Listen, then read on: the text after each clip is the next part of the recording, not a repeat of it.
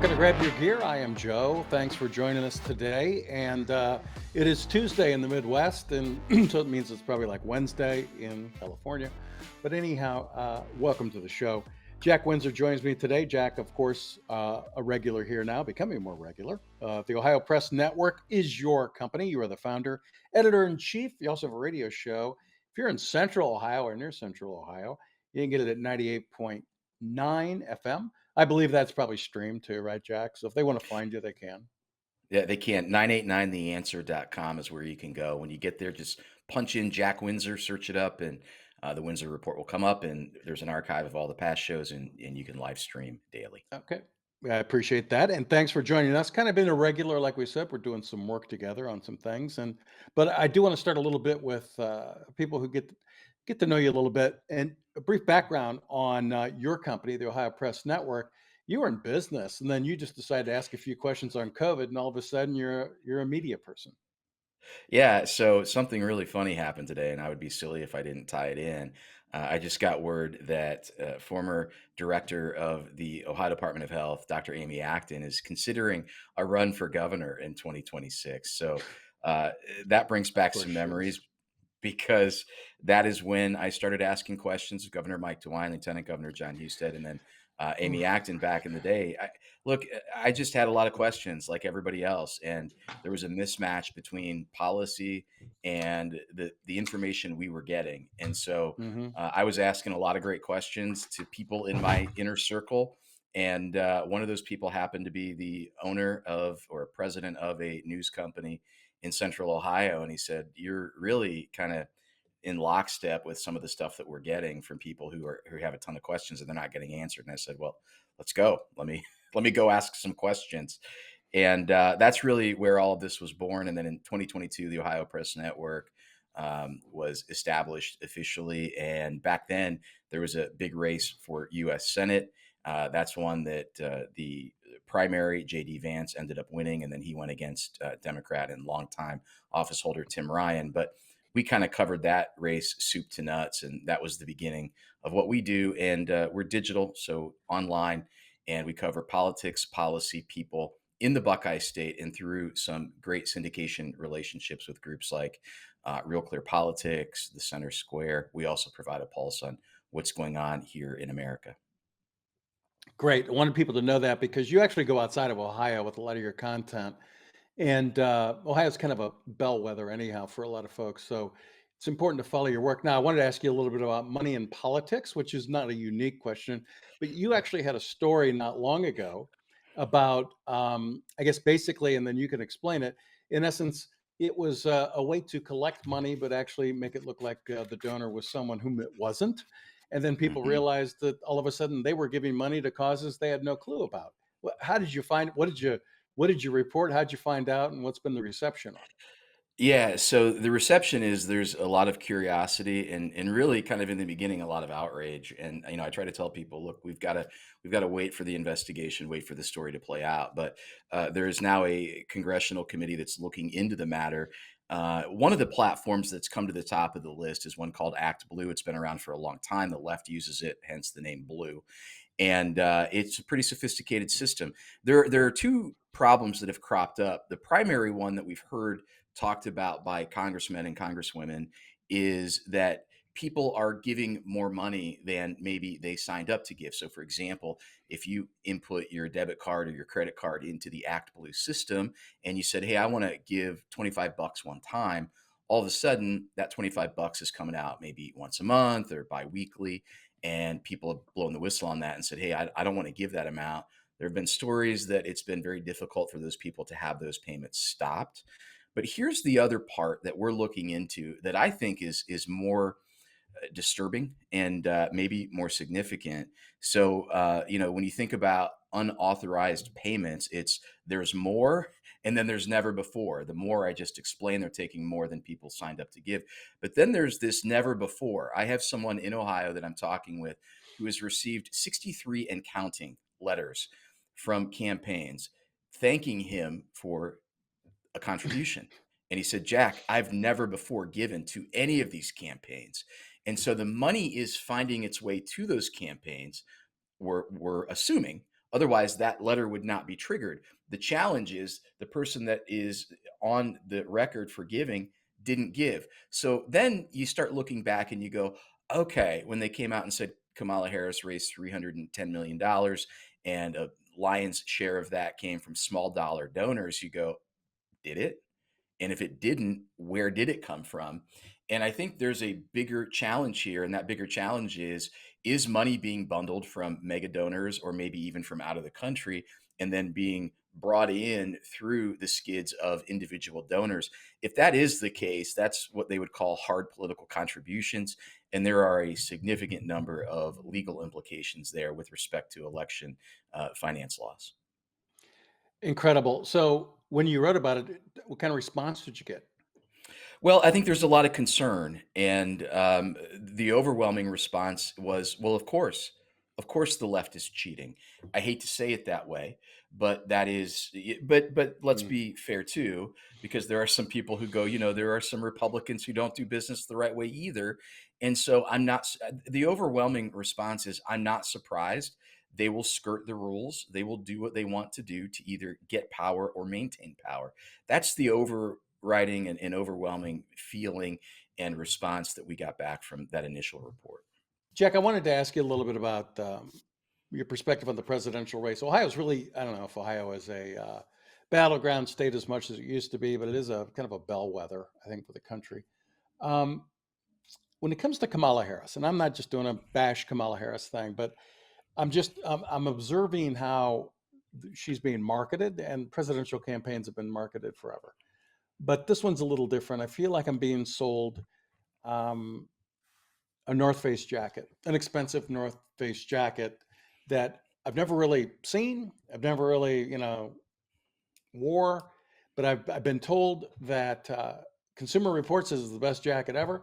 I can order it online and I will be satisfied. I just have to pay for it and have it shipped to my house. And it feels a little like that. I mean, hopefully that analogy makes sense. I feel like I'm being told that this is okay, very emotional. I feel like I'm watching a show, a reality Yes. show in some ways. And I didn't know if that's just me or if you're seeing the same thing. I think that's a great analogy, Joe. I'm seeing the same thing. And the term I hear a lot is central casting. Central casting has recast Kamala Harris from the person in 2020 who really couldn't get any approval for president, but became the first vice president, female black vice president, and shattered the glass ceiling, if you will. But her political clout and her political likability was extremely low. Now, all of a sudden, we're supposed to believe that there is enthusiasm for her, that her favorability numbers are higher than Trump's. That's what the reports show. And I think two things can be true. That's the only way I can attribute this, Joe. I think the thing that is true is that Joe Biden was so bad that the left was depressed. I don't know how to put it any other way, particularly after that debate performance. It Yeah, became very clear there was no way this guy was going to win the election. And I think the closer we got to November, yeah. the worse it would have been for Democrats. And so there was kind of this death march, if you will. And then all of a sudden, he's out. Here is someone that I think appeals to certain segments of the Democrat base or the Democratic base. She's a woman and she markets herself as black. And I don't want to go in the weeds on that. By the way, I'm not saying she's not black. She is black, but previously she touted herself more as an Indian. And Well, she's so just fair enough. She's Jamaican Indian, right? I think that's Yeah, her. Just Jamaican and Indian, okay. so she is 100%, and I'm not contesting that. I just think that Vivek Ramaswamy, for example, someone who has an Indian heritage, was a little bit, I think, I don't want to say offended, but maybe rubbed the wrong way about it that she pitched that previously, and now she's quite content, settling into that role as a black woman. But nonetheless, I think it reinvigorated the base. I think it made people who probably were leaving because of Joe Biden come back into the fold. And I genuinely believe that if it was a candidate that could fog a mirror and talk, and I don't think Joe Biden could do those things. Maybe he could fog a mirror, but he certainly couldn't talk and deliver a salient point. I think the race would have tightened anyway. I think her coming in when she did accelerated that tightening. What's really interesting to me is that intentionally, it seems her campaign is keeping her out of situations where she would have to ask, or excuse me, You mean answer hard speak? questions. Yeah, about Or the just border, about the speak? Yeah. economy, police, ICE, yeah, energy, education, Title IX stuff, where she would have to speak. And it feel like a commercial? I mean, it feels to me like we are watching cheerleaders in the press pump up their preferred candidate, and I don't know how many times she can enter the stage, pumping her arms, she and her vice presidential pick, without Americans going, okay, that looks good, but I know how much my groceries are. I know how much gas is. I know how much childcare is. I know how much it costs to pay my health insurance bill now. And this is insane. I appreciate the rah rah, but what are you going to do for me? And so where are we at now? 77, 78 days away. I think this is the time that we're going to see if this race is going to flip. It's going to flip in the next few weeks. But I've joked July was a hell of a decade, so that Yeah. was 30 days. In just under 80 days. I mean, that seems like forever in this political climate. But I will make one other side note here. First, not only is the race for president important, but in the Buckeye State in particular, the race for U.S. Senate is critical. Because to stave off the radical stuff that will happen if Kamala Harris is in office would require Republicans to be in control of at least the Senate, because they may or may not keep the House. And that would create a little bit of gridlock. So the Bernie Moreno versus Sherrod Brown race is critically important. The race for U.S. Senate in places like Montana and Nevada and West Virginia are also critically important. But I'm starting to get information, and do with this what you will, Joe, that Kamala Harris may actually have closed the gap in Ohio. I was expecting Donald Trump to win by 10 points, and this race may be neck and neck in the Buckeye State right now. Again, 70 plus days to go. I think the more she talks, I think the more she gets quizzed about her positions, the worse it is for her and the better it is for Donald Trump. I don't know. I mean, I'm not one of those people that says, well, you can't believe polls when they don't favor you, but I wonder if there's another metric that is measured that we don't even know. I mean, do they have some sort of monitor on the way people consume social media and what they're doing in chat rooms? Who knows? But here's my big concerns. It feels like look, I'm a child of the Cold War days, right? So it feels like the Central Committee has selected their person. There's been, they talk about Donald Trump being a threat to democracy. There was no, there was no primary here. These are all things people talked about, but it's a Hmm. serious thing, right? Because a Yes. primary makes you debate. It creates a situation where you have to think on your feet. It shows you are. This is a packaged product that nobody is allowed to test market, and Yep. I'm a little nervous there. The other part is that I notice is all of a sudden she's for fracking, which is Pennsylvania.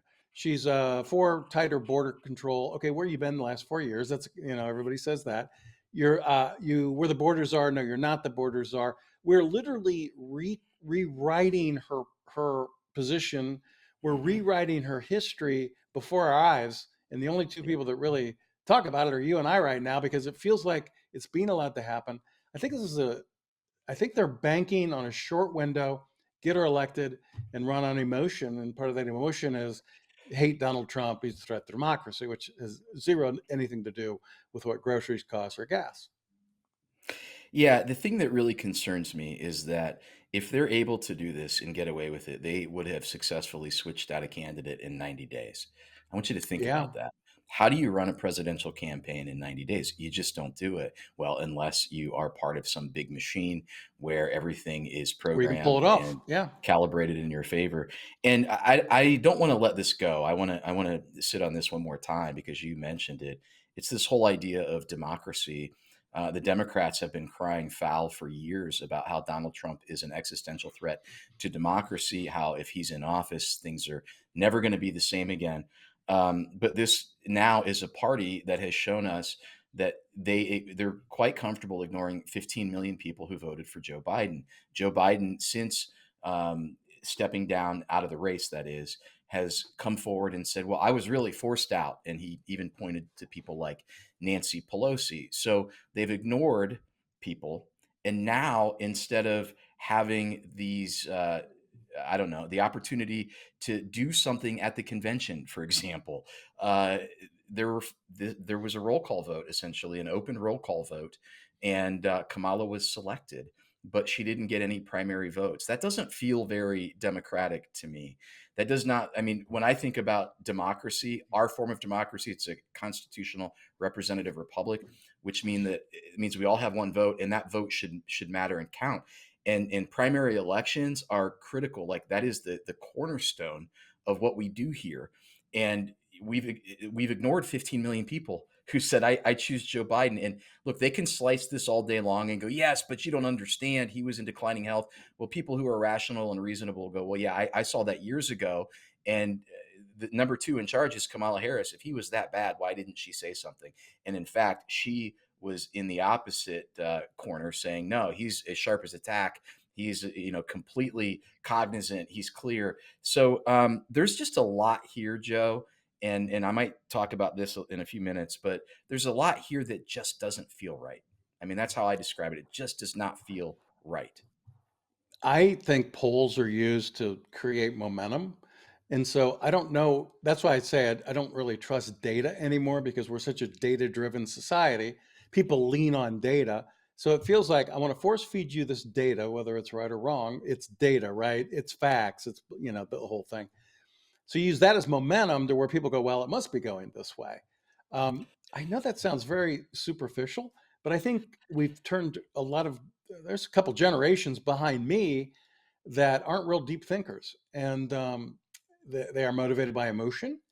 And that's where I'm starting to watch society right now feel like it is one large game show that you have some energy when you win, you feel bad for the loser, you spin the wheel again and just hope for the best. It feels awkward. I agree with you in the feeling. My concern is, are we in a position to where people can take a step back and realize what's happening to their country? Because it does come back to gas prices, grocery store prices, border security. And why I say border security, because that's crime. And then all of a sudden the crime rate's different. I don't feel as comfortable in the city I live in. Um, I don't. My question is, and maybe you don't have an answer. Is I don't know how you reconcile it. I don't know how you launch a 90-day, well, 78-day truth campaign or at least facts campaign because Trump hasn't. You know, Trump doesn't have it all either. I mean, it doesn't have an answer to every problem facing America, but shouldn't they at least discuss it? That's where I get caught up, and then you get into these big speeches about emotion, and we're not going backwards and all that, and my head starts to hurt, and I want to crawl in a hole and not come out. Yeah. Here's all I know, Joe. And this might relate to some of the folks that are watching or listening, who grab their gear every morning, and some of them may get a cup of coffee, look out the window bright and early, or they get in their truck and they go down the road. And I used to have these moments. That's not my exact picture, but I like to get up early, before everybody else, and there's just this quiet calm in the earth. And some of my best moments in life have been brainstorming or thinking or being inspired in moments like that, because you get a little glimmer of hope. You start to think about, hey, things are going well, and here's what I can do to really move the needle forward for my family, for my kids, for their kids. I got to tell you, man, it's been hard the past couple of times that I've had those moments that are quiet, where I start thinking about the future. And I think you just hit on it. I think about, well, we want to take this vacation, but I also see how expensive the grocery bill is. I see that, we have a house repair now that we need to make. And oh, by the way, our insurance went up $400 a month. Um, and then I think about, well, the kids are going to go to school, and I want them to learn reading, writing, math, and science.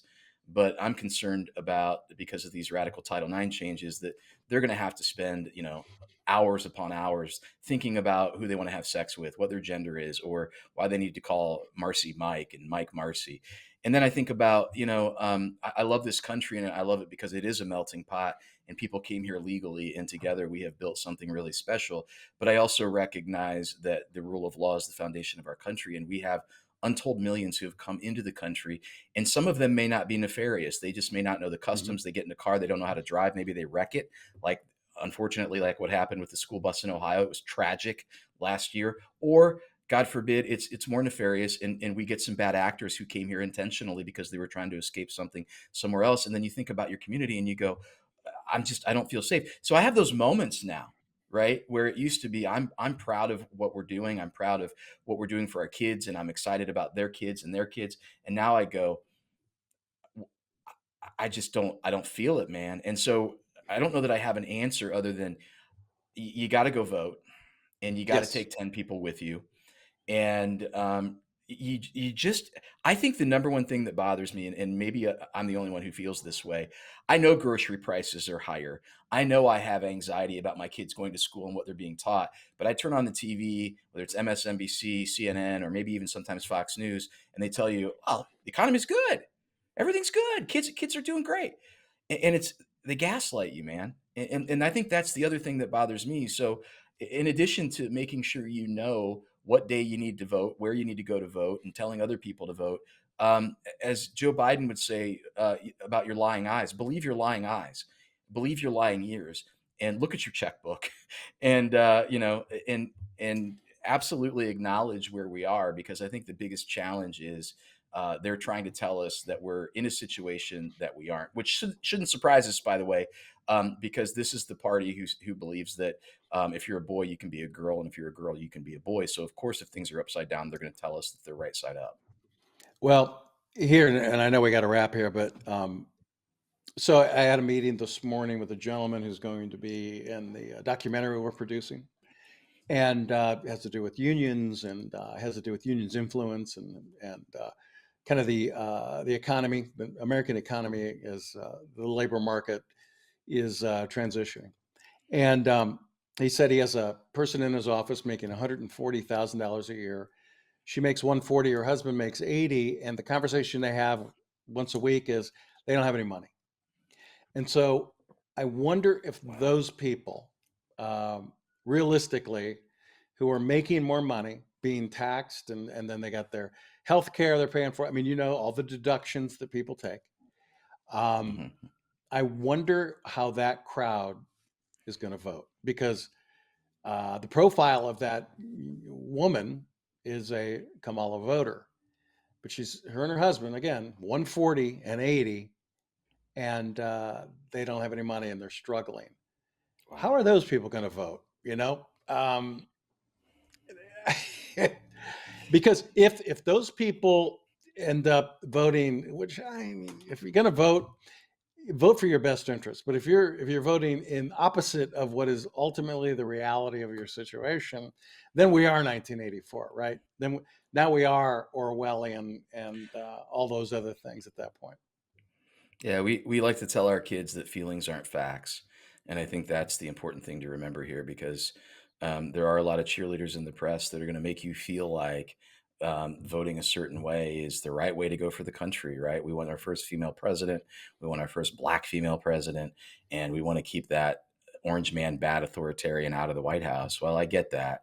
But those are feelings, and the facts Yeah. are we have an open border, we have an economy that's in shambles, we have interest rates that are out of control. We have instruction going on in our schools that just doesn't pass the sniff test. I mean, we're the freest, greatest country in the world, and we're performing like 25th in the world. It's just completely out of whack. And so the facts are we need change. And if we don't change, I don't know where we're going to be in 4 years. I shouldn't say this, but I'm going to say it to you. Um, I think between now and before the election, there's going to be a black swan event. I think we're going to see something real crazy happen. I agree. And if we don't, I'm so positive about it. If we don't, I'm going to take you to your favorite steakhouse for dinner, because I feel it, and I feel the unrest. I feel the insecurity, and I'm not a forget the conspiracy theory stuff. Like we always say, Elon Musk said all the conspiracy theories they talked about became true. LOL. Um, but something's on the horizon because we're vulnerable right now, and I expect a something to happen. I don't know. You share that Yeah, same what do they feeling? call it? Like the October surprise. And I I think know last year some people were talking about a black swan event. I mean, the reality is you look around and you go, somebody shot Donald Trump. Yes. Both his plane and JD Vance's plane have made emergency landings in the past month. Yes. And you go, well, that's just crazy. Yeah, it might be, but I'm just telling you, there's a lot going on. And I mean, you don't have to be a conspiracist to look out and go, okay, we have Russia and Ukraine, we have Yes. Hamas, Hezbollah, and Israel. We have China. Who knows what they're going to do? I mean, the bad actors are moving because weak people embolden bad actors, and we have a very weak White House. And I would even say, go to the length of saying we have a very weak country right now, Yes. because we are divided, number one, as a population, because the divide and conquer game has worked really well, and we have people in the White House I don't think can tie up their own shoes. Yeah, I don't think there's an intellectual, cornucopia going on at the White House right now. Jack Windsor, Jack, thanks for joining us today on Grab Your Gear. You'll be back with us again next week when we do this podcast together, kind of tracking things in Ohio, but also the nation. You are rooted in Ohio. The Ohio Press Network is your address. 98.9 FM is the station you work with. You're on there daily. Catch their stream. And that is what? 98.9 The Answer? The 98.9 FM, The Answer, the Windsor Report, it Yep. broadcasts during your drive time every day, 5 p.m. to 6 p.m. And you can get him on his podcast. Jack, thanks for taking time today. We'll circle back with you next week. And of course, I'm going to see you tomorrow because we're working on a secret project. Maybe we'll talk about that next week. In the meantime, I am Joe, and for Jack Windsor, Apprentice Isabella, thanks for joining us today on Grab Your Gear. Hey, we'll see you next time right back here on Grab Your Gear.